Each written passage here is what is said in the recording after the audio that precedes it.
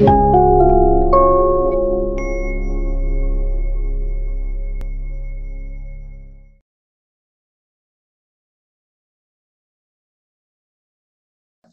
ini kita akan bahas topik ke-12, bahwa media sosial itu dekat dengan kita tidak bisa lepas dari media sosial. Nah, 24 jam kita tidak bisa hidup tanpa media sosial, ya kan? Nah, Anda hanya bertahan beberapa menit saja untuk meninggalkan handphone Anda. Kemudian Anda tidak sabar, tangan Anda gatal untuk kembali memegang handphone Anda. Ya kan?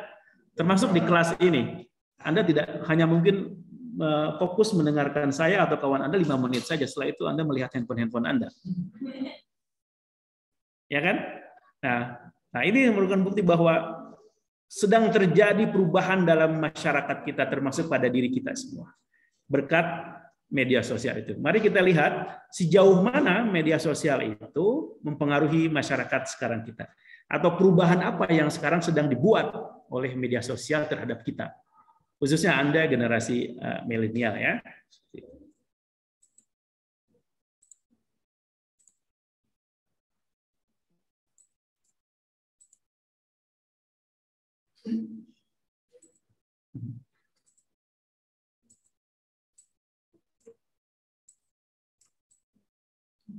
Oke. Nah, ini topik kita ya, topik ke-12, media sosial dan perubahan sosial. Sebelum saya lebih lanjut menjelaskan kepada Anda bagaimana atau sejauh mana media sosial itu membuat perubahan pada masyarakat sekarang ini, termasuk Anda, generasi milenial, saya ingin menjelaskan kepada Anda, ingin menyampaikan kepada Anda data mengenai pengguna media sosial secara global dan nasional ya. Ada berapa sih pengguna media sosial di dunia ini? Ya, ini oke. Ya.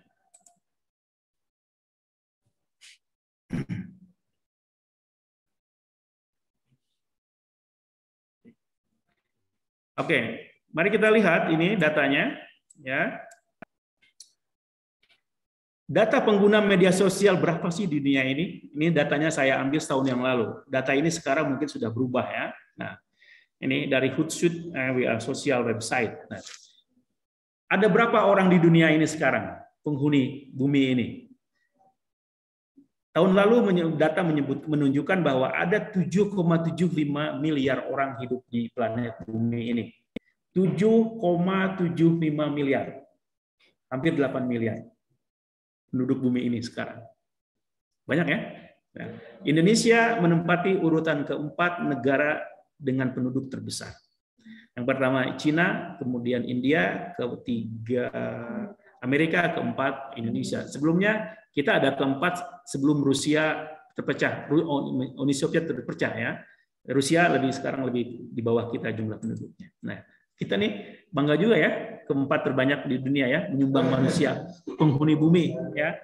Anda ini kontribusi besar bagi penduduk bumi ya. Oke. Nah, dari 7,7 miliar penduduk bumi itu berapa yang menggunakan handphone? 5,119 miliar orang itu menggunakan handphone. Jadi kalau dipresentasikan sekitar 67%. Jadi 70% penduduk bumi ini kurang lebih adalah pengguna handphone seperti Anda. Maka di bumi ini di beberapa negara ada orang jumlahnya lebih sedikit daripada handphone. Contohnya negara kita. Berapa Indonesia pengguna handphone di Indonesia? 300 juta handphone beredar di Indonesia. Penduduk Indonesia 275 orang. Juta. 275 juta penduduk Indonesia. Tapi handphonenya yang beredar 300 juta. Kalau banyak handphone beredar di Indonesia. Nah, itu bagi kita bangga tuh dengan handphone yang ini negara. Tapi ada negara di dunia justru yang lebih banyak bukan handphone daripada orangnya, tapi lebih banyak sapinya daripada orangnya. Negara mana? Bukan. Selandia Baru. Negara apa? Negara Belanda. Belanda itu cuma 16 juta penduduknya, 16,5 kurang lebih. Mungkin tidak, waktu saya tinggal di sana 2001-2003 cuma 15 juta. Tidak lebih dari, tidak sampai 20 juta. Itu pun sudah dengan imigrasi yang sangat ketat itu. Tapi jumlah sapinya bisa 2 kali lipat di sana. Karena emang orang Belanda ahli di bidang peternakan sapi. Sapi itu digunakan, diambil susunya, selain diminum juga dibuat keju. Mereka adalah eksportir dan membuat keju yang hebat. Dagingnya dijual ke negara-negara, termasuk negara kita. Ya. Tapi juga ada negara yang di mana negara itu lebih banyak dombanya daripada orangnya. Negara mana Anda tahu? Australia. Australia itu kurang lebih ya, penduduknya cuma 21 juta orang. Tapi karena mereka adalah pintar dalam memelihara domba, ya, kalau domba-dombanya itu yang bulunya besar itu, ya, bukan domba yang kecil-kecil seperti di kita, ya, domba bukan seperti yang bulunya besar yang mereka besar itu. Nah itu adalah domba pedaging. Mereka karena pintar dengan teknologi perdombaan itu, sehingga mereka bisa mengekspor domba, termasuk ke kita, ya, sebagai. Termasuk yang untuk haji itu Anda sebut tadi Saudi itu, ya, itu diimpor dari New Zealand dan Australia. Oke. Jadi jangan dikira orang Arab itu, bukan, tapi diimpor dari sana. Ya. Oke. Nah, nah itu. Sekarang pertanyaannya, dari pengguna handphone yang 5 miliar itu, berapa yang menggunakan atau punya akses terhadap internet? 4,5 miliar orang di dunia punya akses terhadap internet. Ya, oke. Sekarang dari 4,5 miliar pengguna internet itu berapa persen yang menggunakan media sosial? Nah, 3,8 miliar orang menggunakan media sosial. Bayangkan bahasan kita hari ini, betapa besarnya orang yang menggunakan media sosial, 3,8 miliar di dunia menggunakan media sosial. Atau hampir 50% penduduk di dunia ini, dari hampir 8 miliar itu semuanya menggunakan media sosial, termasuk Anda.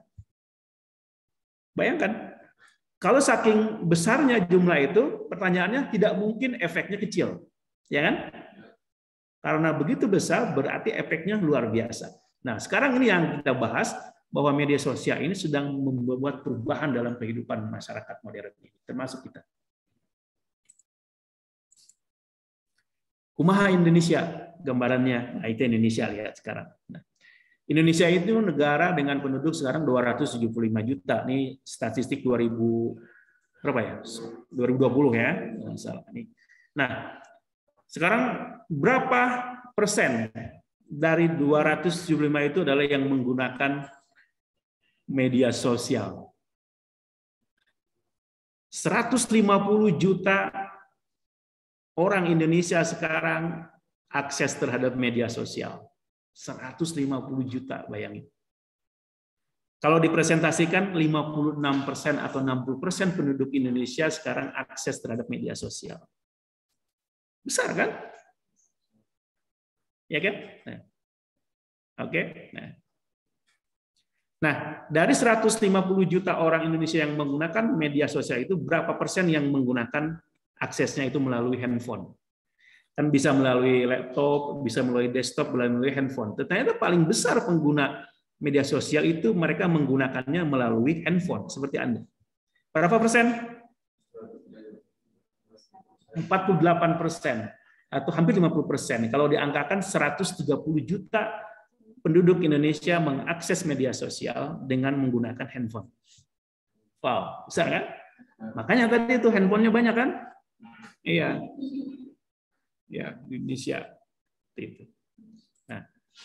Nah, itu gambaran global tentang media sosial di global dan secara internasional dan global nasional. Sekarang sering Anda dengar apa itu media sosial, tetapi naon ari media sosial teh, ya kan? Makhluk naon itu teh, ya kan? Nah, jangan sampai Anda di bahasa Sunda mah disebut wauh munding. Apa ngaran tapi tidak apa tahu nama tapi tidak apa rupa. Nah, tahu kan seperti itu. Nah, tahu namanya tapi tidak tahu bentuknya apa. Nah, media sosial itu adalah teknologi interaktif berbasis internet Jadi teknologi mutakhir informasi yang berbasis internet sebagai sebuah bentuk teknologi internet, tetapi bersifat interaktif. Kenapa disebut interaktif? Ini berbeda dari media tradisional yang kita tidak bisa interaktif. Media tradisional misalnya TV, koran. Apakah Anda ketika misalnya sebuah stasiun TV memberitakan beritanya, apakah langsung Anda bisa mengomentari? Tidak kan? Mereka monolog aja seperti itu, kecuali nanti ketika dibuka layanan telepon oleh itu kan, misalnya. Begitu juga ketika Anda membaca koran. Nah, ini beda dengan dunia digital, dunia internet dengan bentuk media sosial. Anda sebagai konsumen bisa langsung berinteraksi dengan produsen media sosial itu. Anda posting hari saat ini, maka pada saat yang sama Anda dikomentari oleh kawan Anda. Ya kan?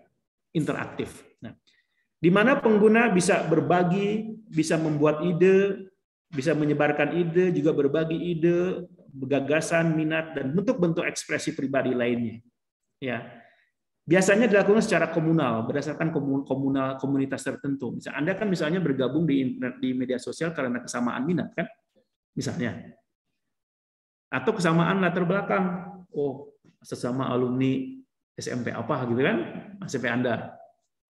Di medsos, di WhatsApp itu jelas. Saya yakin Anda semua tergabung dalam sebuah kelompok alumni, ya kan? SMA Anda, SMP Anda, mungkin SD Anda juga kan. Sekarang juga kita nih tergabung di kelompok punya kesamaan sama sebagai kelas perubahan sosial, ya kan? Seperti itu. Nah, jadi berbasis komunal tuh media sosial itu. Dan ditampilkan secara melalui jaringan maya dan real. Real itu artinya secara live. Tadi itu. Anda posting hari ini, saat ini Anda juga live di situ, real, Anda juga dapat respon saat itu juga. Ini yang disebut dengan media sosial. Ya. Nah, media sosial itu banyak. Nah, ada banyak jenisnya sebenarnya ya. Saya akan sampaikan secara singkat saja. Ada media sosial yang disebut dengan social network, jaringan sosial. Ini dibuat untuk berhubungan dengan orang lain. Nah, misalkan tadi sesama alumni misalnya kan, Facebook yang paling populer, Twitter, LinkedIn dan sebagainya. Nah, tapi juga ada yang kedua adalah media sosial sebagai jaringan berbagi media. Anda bisa berbagi foto dengan orang yang sekelompok dengan Anda, dengan berbagi video dan sebagainya, contohnya di YouTube, di Instagram dan sebagainya. Nah, yang ketiga, discussion forum. Media sosial ini bentuknya adalah forum diskusi. Oke. Nah, ini memang lebih serius ini ya. Misalnya di zaman dulu sebelum media sosial ada namanya Google Groups.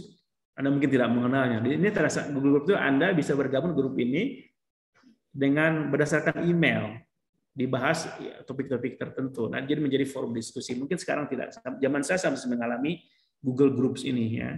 Nah, keempat, media sosial dalam bentuk adalah bookmarking and content curation network, yaitu media sosial untuk mencari, menyimpan, dan berbagi konten baru. Misalnya Anda punya hobi foto, jalan-jalan, Anda suka ambil foto, Anda gabung di Pinterest, ada share tuh fotonya, gitu kan? Bisa Anda gratis, bisa Anda jual, gitu kan? Nah, seperti itu. Kemudian yang kelima, consumer review network, media sosial yang berisi Anda bisa mengulas sebuah produk, bisa mengulas sebuah jasa. Contohnya, kalau Anda suka jalan-jalan, traveling, Anda pasti datang ke sebuah tempat, Anda jajan misalnya. Anda bisa mereview tuh, contohnya khas makanan di daerah ini tuh apa. Anda bisa mereviewnya. Nah, itu Anda sampaikan di mana? Di TripAdvisor namanya. Ya, Anda menginap di sebuah hotel. Anda bisa mereview hotelnya itu kumaha sih. Apakah airnya bersih, tempat tidurnya ada nanti di bahasa Sunda mah kayak ada tumbila apa enggak gitu kan. Anda bisa mereview itu. Ya, untuk memberikan ulasan kepada pembaca lain, turis traveler lainnya tentang kualitas hotel di situ. Oke. Nah, itu namanya adalah mereview sebuah jasa atau sebuah barang, consumer review network. Nah, oke. Nah, saya punya account di TripAdvisor, tapi udah lama nggak diisi ya semenjak semenjak COVID-19 ini tidak kemana-mana ya, tidak naik pesawat kemana-mana, jadi tidak ada review di TripAdvisor. Selanjutnya ada media sosial dalam bentuk blogging and publishing. Nah sekarang mungkin tidak populer. 5 tahun yang lalu blogging itu populer ke belakang. Ya, Anda punya hobi tertentu, Anda buat blog. Ya, yang paling populer adalah WordPress misalnya. Ada lagi satu lagi apa ya? Saya lupa. Selain WordPress yang populer itu, apa? Ada ingat ya Anda? Apa tuh? Nah, WordPress salah satu adalah media sosial untuk blogging. Ya, nah, oke. Ketujuh, media sosial yang dibangun untuk berdasarkan minat-minat tertentu. Misalnya kalau Anda punya minat baca, Anda bisa gabung di sebuah media sosial namanya Goodreads. Anda bisa berbagi buku yang Anda suka, atau Anda meminta buku dengan orang lain yang Anda suka. Buku bacaan. Bisa Anda pinjam sementara atau bagaimana. Bisa seperti itu ya. Nah, kedelapan, nah ini bagi Anda yang suka belanja, Anda bisa gabung di media sosial yang khusus untuk orang yang suka belanja. Nah, seperti itu. Ya, seperti itu. Yang kesembilan, nah ada media sosial yang dirancang untuk kepentingan ekonomi. Kaitannya dengan hotel tadi. Ada contohnya adalah Airbnb. Air itu udara, BNB, B itu adalah breakfast, and breakfast and bed. Artinya jaringan sosial yang menyediakan informasi tentang hotel-hotel atau penginapan yang dikelola oleh masyarakat di luar hotel-hotel yang besar itu. Ya, biasanya milik masyarakat, tapi mereka gabung di media sosial ini, Airbnb. Mereka menyediakan penginapan bagi Anda yang mau sedang perjalanan. Mereka hanya menyediakan tempat tidur dan breakfast saja.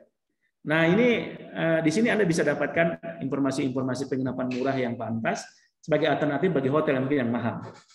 Nah, ini di Indonesia ditolak kedatangannya nih karena mengancam hotel. Ya, tapi di negara-negara maju udah banyak. Ya, Anda tidak perlu pergi ke hotel, Anda bisa pilih Airbnb ini supaya Anda dapat penginapan yang murah. Tinggal seperti di rumah-rumah penduduk, ada satu kamarnya yang disewakan. Oke.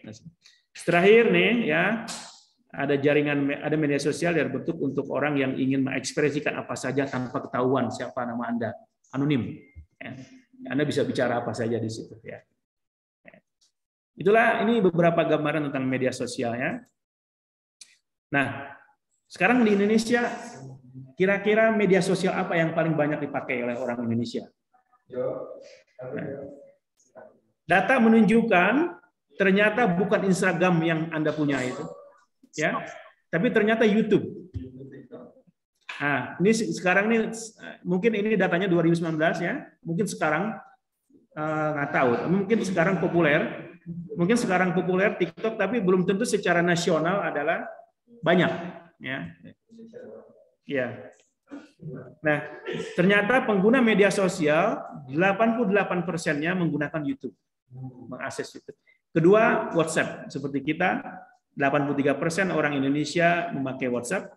Facebook 81%. Yang keempat, Instagram. Nih, Anda nih, mahasiswa, anak muda yang populer menggunakan Instagram. Tapi posisinya ada di keempat ya. Yang kelima terakhir ada Line dan ada Twitter ya. Nah, ini adalah ada 5 terbesar ternyata dimiliki oleh teratas diduduki oleh YouTube ya. Nah, sekarang kita bahas ke topik kita hari ini. Anda sudah tahu gambaran tentang media sosial secara global dan secara nasional. Sekarang pertanyaannya, kalau begitu besarnya media sosial di dunia ini, termasuk di Indonesia, kira-kira apa yang dimainkan oleh media sosial terhadap diri kita? Ya kan? Perubahan apa yang sedang dibuat oleh mereka kepada diri kita? Nah, pertama, media sosial itu sekarang sedang bermain sebuah peranan bagi kita sebagai alat dan sarana yang membuat penggunanya dapat berbagi informasi. Itu jelas, berbagi informasi. Nah, informasi ini penting. Dengan media sosial, tadi tuh, oleh siapa tadi? Rizal, apa Zidan, apa Rifki? Anda bisa mengakses informasi tanpa batasan. Anda juga bisa berbagi informasi tanpa batasan. Bisa juga foto, sebuah gagasan, dan sebagainya dalam waktu yang cepat dan real. Media sosial sekarang sedang merubah cara hidup kita. Jadi sekarang cara hidup kita sedang dirubah oleh media sosial. Dalam hal apa? Nanti saya jelaskan. bahwa cara hidup kita sekarang atau aspek-aspek kehidupan kita sebagai masyarakat sedang dirubah oleh media sosial. Yang pertama, media sosial sekarang sedang merubah sektor ekonomi kita sekarang. Contohnya apa? Media sosial merupakan sekarang ini sarana marketing utama. Sekarang tidak lagi ada orang iklan di pikiran rakyat. Berkurang iklannya. Kalau nasional Kompas, Republika, Media Indonesia. Nah, sekarang mereka beriklan kemana? Ke media sosial. Karena memang penggunanya saking yang banyak tadi, 130 juta orang Indonesia, 150 juta menggunakan media sosial. Itu adalah pangsa pasar yang sangat besar. Ya. Maka para pebisnis menjual atau memasarkan barangnya melalui media sosial. Jadi secara ekonomi sedang terjadi perubahan berkat media sosial ini. Pada saat yang sama juga koran-koran media tradisional mengalami kelumpuhan atau setidaknya mereka limbung karena mereka kehilangan sumber pemasukan dari iklan misalnya. Juga mereka tidak untuk dapat informasi, siapa yang masih membaca koran, ya kan? Anda yakin saya tidak baca lagi koran? Jangankan koran, Anda nonton berita TV aja nggak lagi kan? Informasi Anda disuplai dari media sosial Anda, ya kan? Benar ya? Oke. Nah. Yang kedua, media sosial sedang merubah cara kita berkomunikasi, ya kan? Sekarang cara Anda berkomunikasi dengan zaman saya ketika semasa Anda atau 5 tahun yang lalu itu berbeda. Komunikasi Anda sekarang dipengaruhi oleh media sosial ini. Sekarang Anda, kalau zaman saya dulu ketika kuliah, saya seusia Anda, saya ingin pulang, perlu bekal bulanan, saya pulang ke rumah kan? Ya kan? Nemui orang tua misalnya. Atau setidaknya telepon. Telepon pun menggunakan telepon yang box itu di pinggir jalan itu kan. Nah, sekarang Anda nggak pernah lihat. Selanjutnya ada wartel, ya. Apakah itu Anda lakukan sekarang? Tidak, ya kan? Anda butuh uang, tinggal telepon orang tua. Sarannya juga apa? Smartphone Anda, dan melalui media sosial. Contohnya WhatsApp. Ya kan? Orang tua juga Anda dipaksa untuk bisa WhatsApp. Ya kan? Mungkin orang tua Anda umur 50, 60, 70. Mereka tentu tidak kenal sebelumnya, tapi keadaan memaksa mereka karena anaknya pakai WhatsApp, maka mereka pun memakai WhatsApp juga, ya kan? Nah, jadi sekarang sudah terjadi perubahan dalam komunikasi baik secara personal atau interpersonal. Kita sedang mengalami perubahan dari komunikasi berkat media sosial ini. Yang ketiga, nih Anda orang politik, dunia politik sedang mengalami perubahan berkat adanya media sosial.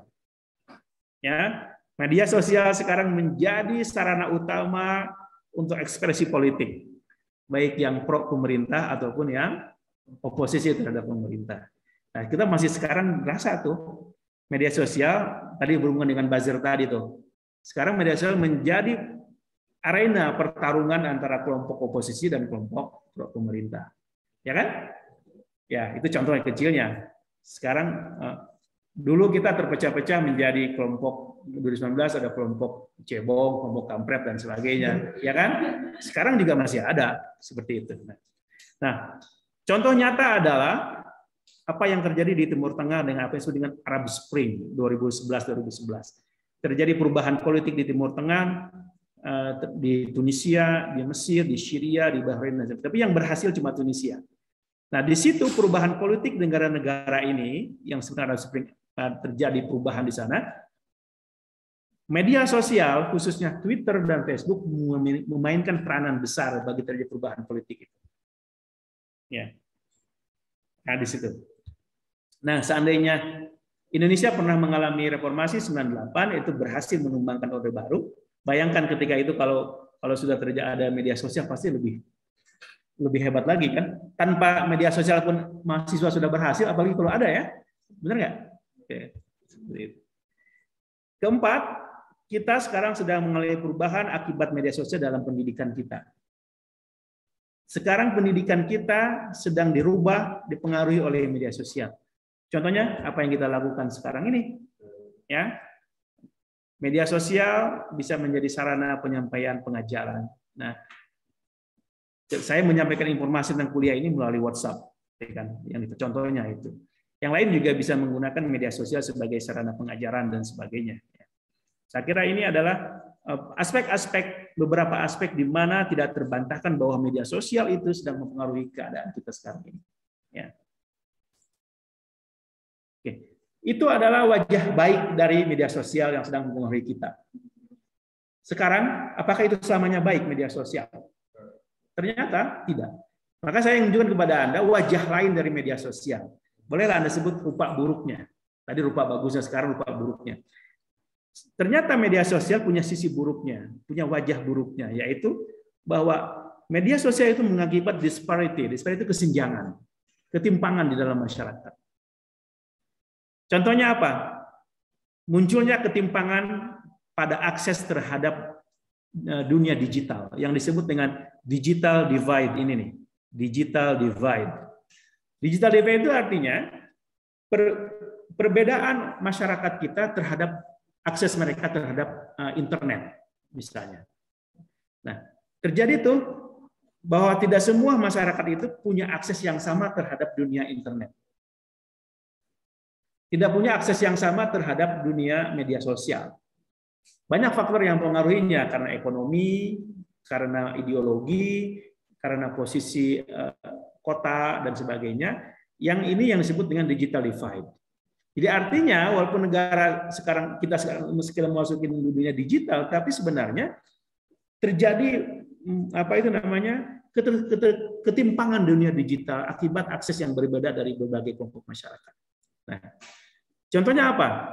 Orang miskin atau orang-orang marginal lainnya, orang lanjut usia, orang desa, itu ada orang-orang yang tidak punya akses yang sama seperti kita. Nah, orang kota pertengahan punya akses yang sangat melimpah terhadap dunia digital, terhadap dunia media sosial. Tapi orang-orang seperti tadi, orang miskin, orang tua, orang di pedesaan, mereka punya akses yang terbatas. Mengapa? Faktornya karena ekonomi. Mereka jangankan untuk beli handphone atau kuota, mungkin mereka lebih sibuk memenuhi kebutuhan dasar mereka. Yang kedua, karena memang mereka mungkin tidak punya literasi di bidang penggunaan media teknologi digital dan handphone tadi. Kita coba contoh orang tua kita. Siapa orang tua dari Anda yang pintar menggunakan smartphone? Mungkin hanya beberapa kan.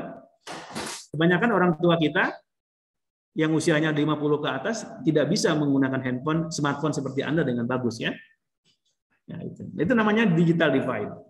Nah, mungkin banyak orang-orang yang tadi terpinggir itu yang tidak mengenal apa itu. Jangankan handphone, jangankan media sosial, mungkin tidak ada yang belum pernah melihat apa itu komputer ya dan laptop seperti itu. Nah, juga ketimpangan terjadi pada orang kota yang punya akses yang bagus dan orang pedesaan yang sangat kurang terhadap akses digital. Ketimpangan lainnya terbentuk dalam apa yang disebut dengan siapa produsen, siapa konsumen konten media sosial. Nah, itu.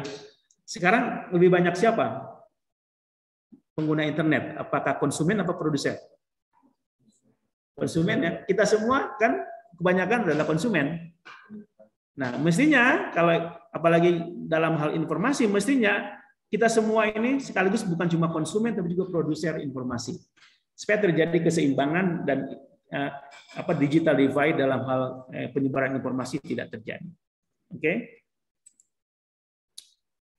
Contoh sisi negatif lainnya adalah memperkuat stereotyping. Artinya apa begini stereotyping itu?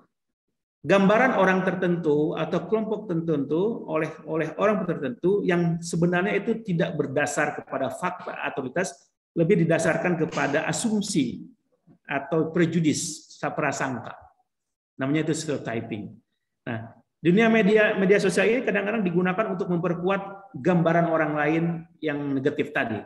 Karena Anda punya asumsi negatif terhadap orang itu atau kelompok tertentu. Nah, itu namanya stereotyping-nya. Nah, media sosial dijadikan itu.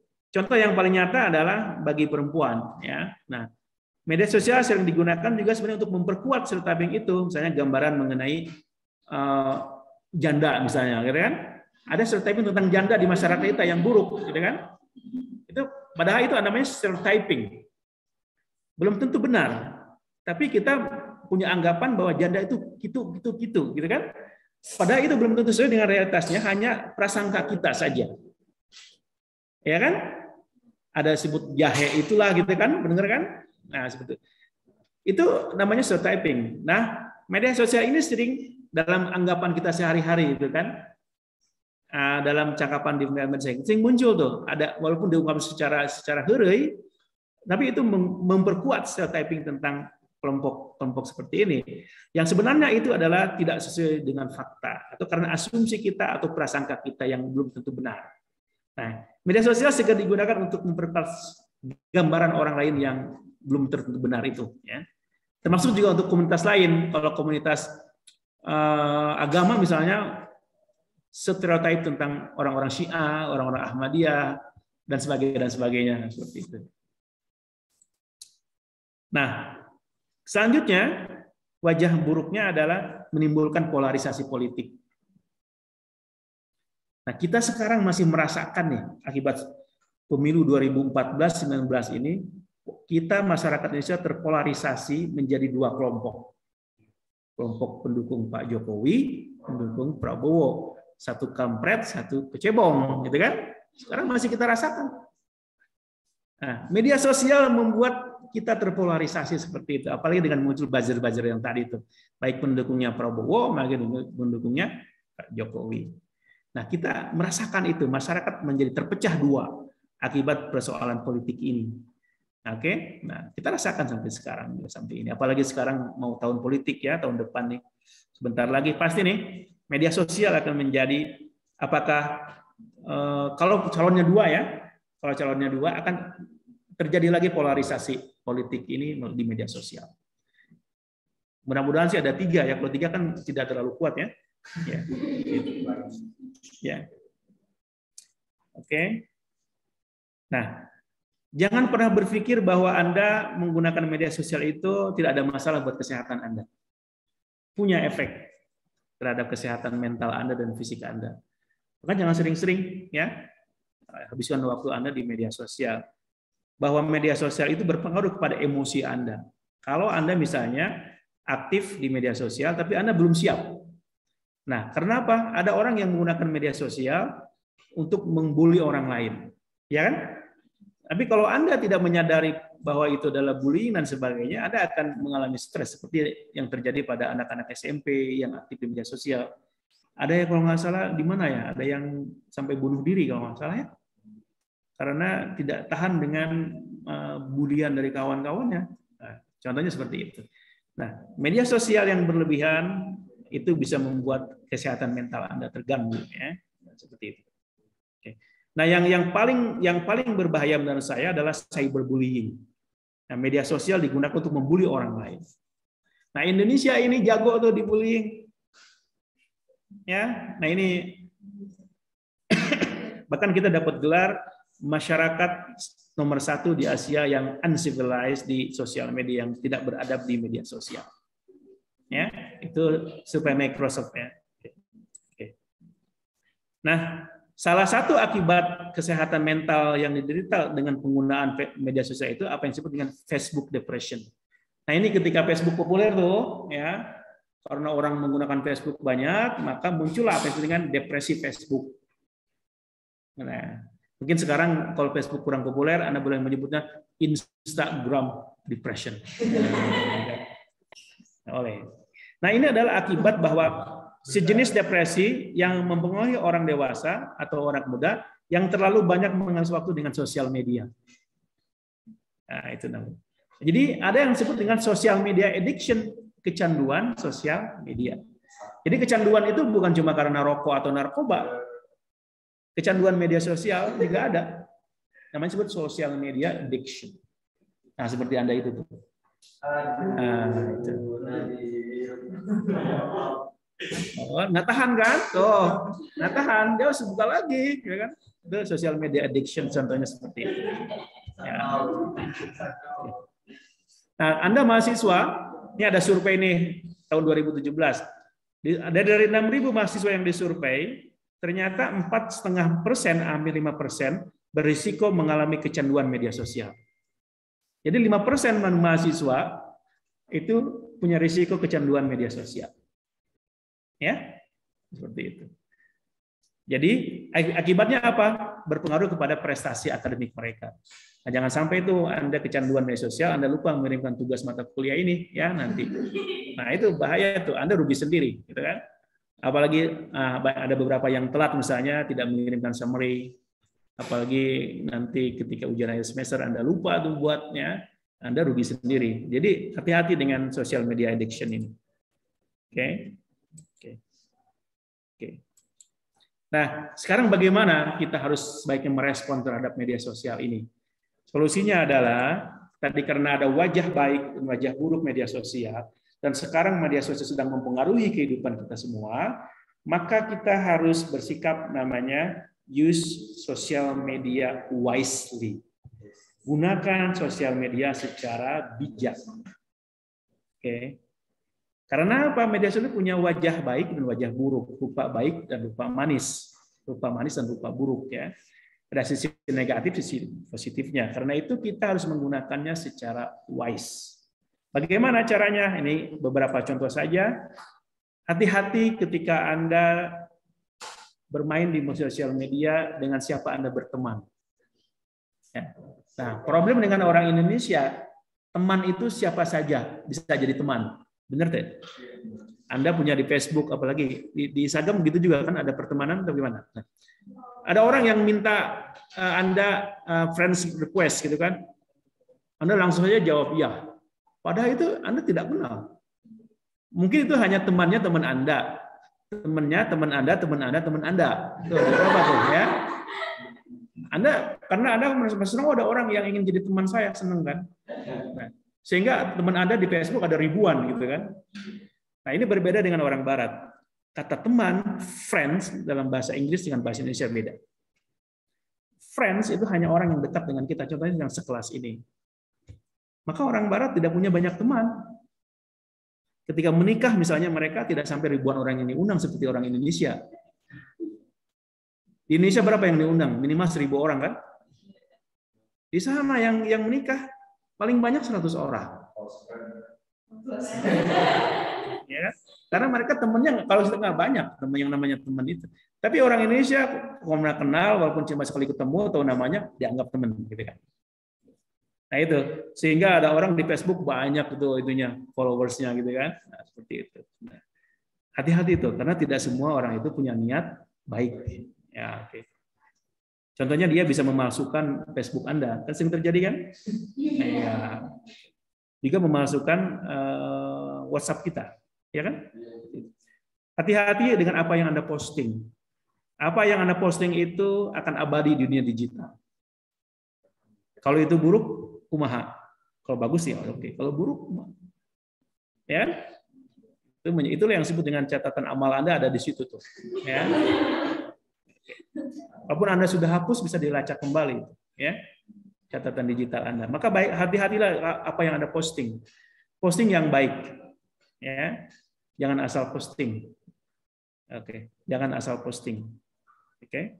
Kemudian hindari menulis hal-hal yang sensitif dan kontroversial terutama menyangkut masalah sara, masalah etnisitas, masalah agama, masalah dan sebagainya ya.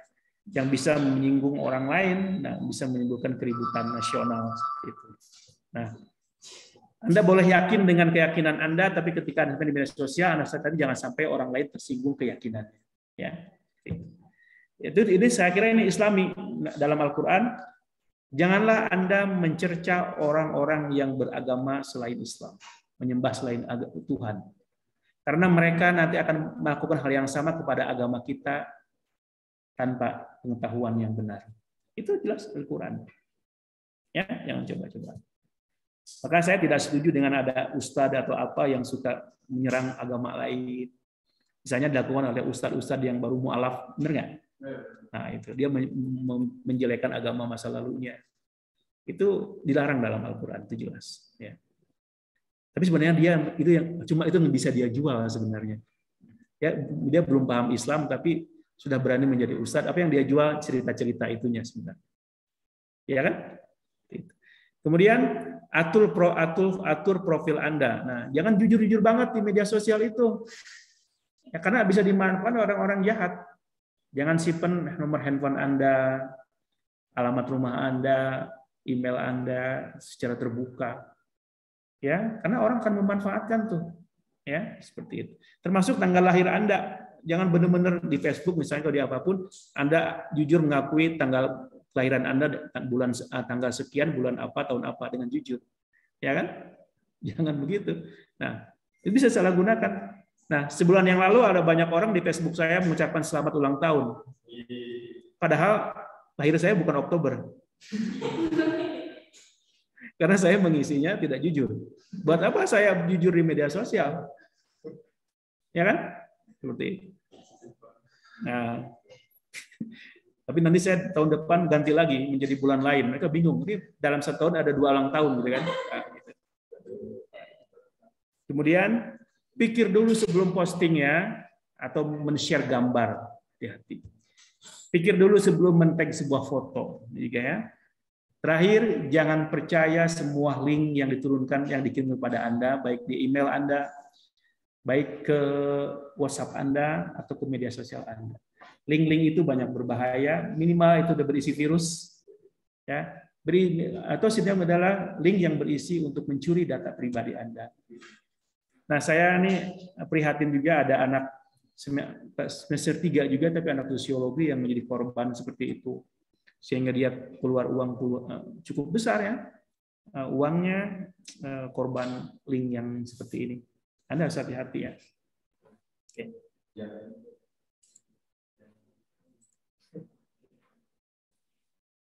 Oke, itulah uraian saya mengenai topik hari ini, ke topik 12 media sosial dan perubahan sosial. Mudah-mudahan nih Anda paham, Anda sedikit tercerahkan apa itu media sosial dan sejauh mana media sosial sekarang sedang membuat perubahan pada kehidupan kita sekarang, khususnya Anda sebagai generasi milenial, dan bagaimana sebaiknya kita merespon media sosial secara bijaksana. Ya, Anda bisa menggunakannya secara bijaksana karena semua media sosial itu tidak memiliki rupa tidak tunggal, tapi ada rupa baik, ada rupa buruk ya. Oke. Terima kasih, sampai ketemu minggu depan. Assalamualaikum warahmatullahi wabarakatuh. Sampurasun.